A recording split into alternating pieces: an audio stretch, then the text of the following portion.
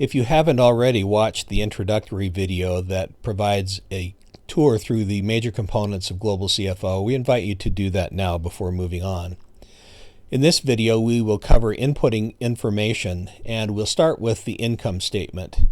Before we move on, I just want to point out that the navigation links are all here at the top consistently throughout the entire software program so that you can easily find your way to any of the major components that you need. Here we show add year.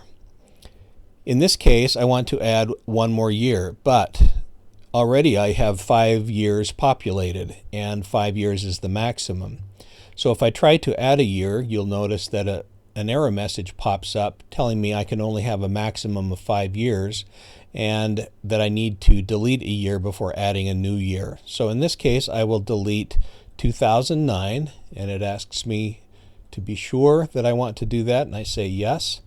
And then notice that we have 4 remaining years, so I'm going to choose the year 2014 since that's the next concurrent year after 2013. So I'll add the year, and you now see that I have a blank column where I can add information for 2014. The print button prints all of the results from Global CFO in one continuous series of pages so that you have all of the information necessary that will enable you to analyze your financial situation. Due to the variability in web browsers, some will allow autosave and some will not. So we have chosen to use a manual save button.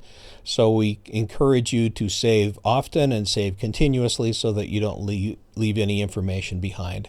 And the cancel button just cancels what we have done up to that point before saving. Notice here in the revenue section we have a couple of pre-populated items: gross sales and less sales, returns, and allowances. However, your spreadsheet may be set up different, and you may have different line items that you need to enter. In this case, we have provided some blank lines where that would be easy to do. So I'm just going to simply type in sales, even though that's similar to gross sales, just for demo purposes. And you can see that the input of information is easy. And in this case, I might have some unique item in 2014. So if that belongs to sales, then I can just simply enter it here in 2014. If I don't need that row, or if I have entered it by mistake, then I can just hit this minus sign. It asks me if I'm sure, and then I delete it.